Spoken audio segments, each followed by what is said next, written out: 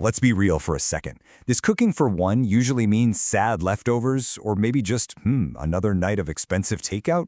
If that sounds familiar, you're in exactly the right place. In this explainer, we are going to completely reframe that chore into something that's actually about joy, creativity, and taking care of yourself. Let's jump in. So, why are we even talking about this? Well, look at the numbers. Back in 1960, only about 13% of households in the US were just one person. Fast forward to today, and that number is up to 29%. It's more than doubled. This isn't some niche topic, it's a huge demographic shift. And what does that 29% actually look like in real numbers? It's this: nearly 40 million Americans are living and, cooking just for themselves.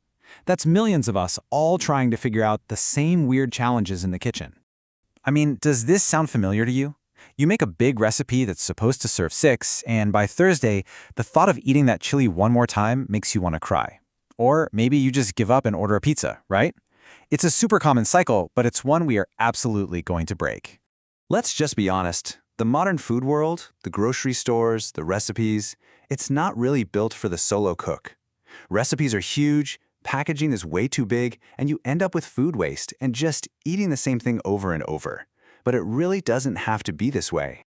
Okay, enough about the problems. Let's get into the solutions. We're going to start with some basic gear and a few strategies that are going to completely change your kitchen game. And no, we're not talking about fancy, expensive gadgets. Just smart, simple stuff. Okay, I want you to meet your new best friend in the kitchen, the quarter sheet pan. It's about 9 by 13 inches, which, it turns out, is the absolute perfect size for a single portion meal. It's like your own personal little roasting pan. So why is this little pan such a game changer? It's all about efficiency. A smaller pan means your oven preheats faster.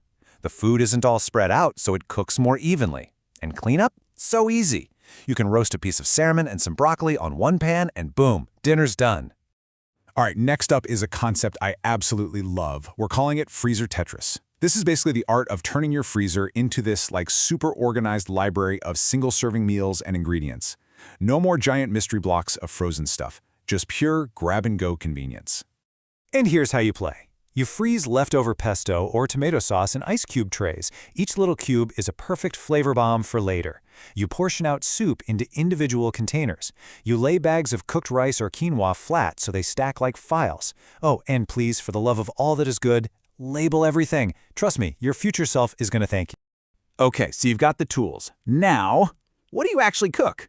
Let's dive into some specific, really delicious meals that are perfectly portioned and crazy fast. These are your new weeknight heroes. Never, ever underestimate the power of the omelet. It's the ultimate fast food, but it feels kind of luxurious, doesn't it? It's ready in like 5 minutes. Just whisk a couple of eggs, pour them into a hot pan, and toss in whatever you've got. A little cheese, some spinach, leftover roasted veggies. Fold it, and you've got a perfect, protein-packed meal. And listen, toast does not have to be boring. We can elevate it from a quick snack to a full-on satisfying meal. So instead of just butter, try some hummus with cucumber slices. Instead of jam, how about some creamy ricotta with fresh peaches? My personal favorite is smashed white beans with a little drizzle of olive oil and some Parmesan cheese. You've got fiber, you've got protein, and it is so good. You know those nights when you just can't? The idea of cooking anything is just too much. That is where the perfect plate comes in. Think of it as like a sophisticated little snack board, just for you. It's not lazy, it's a smart, balanced, no-cook solution. A little cheese, some crackers, sliced veggies, hummus, dinner is served. Now let's switch gears and talk systems. Because the real key to making this a habit is setting yourself up for success. A tiny bit of planning when you shop and prep makes all the difference during a crazy busy week. You know those family packs of meat are always way cheaper, right? The trick is to deal with them as soon as you get home. Just divide everything into single servings, wrap each one up nice and tight, and then pop them all into a big labeled freezer bag. Now you can just pull out one chicken breast whenever you need it without thawing the whole block. Jar salads are a total meal prep game changer, but only if you layer them the right way. And the logic is actually super simple. Dressing always goes on the very bottom, and the lettuce always goes on the very top.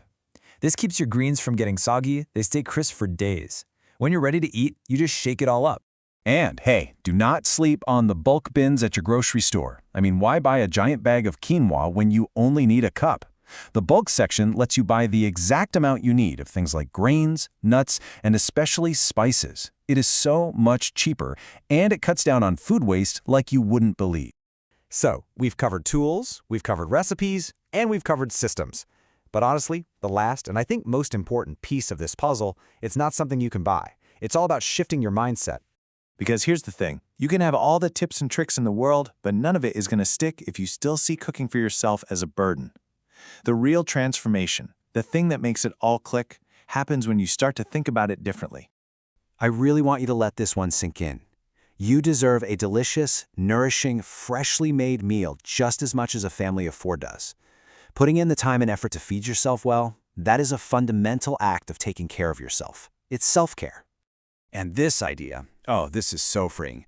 With these techniques, you can cook a perfect single portion of just about anything. You are never, ever obligated to eat the same meal for 3 days in a row. Leftovers become a nice little bonus for lunch, not a requirement for dinner. And this is my favorite part. It's your kitchen. You get to make the rules. You want breakfast for dinner? Go for it. You absolutely hate cilantro? Then leave it out. There are no picky eaters to please, no other schedules to coordinate. You are the chef, and you're the only customer. You have to embrace that freedom. Okay, hopefully you're feeling a little inspired right now, but please don't feel like you have to do everything all at once. Just pick one thing.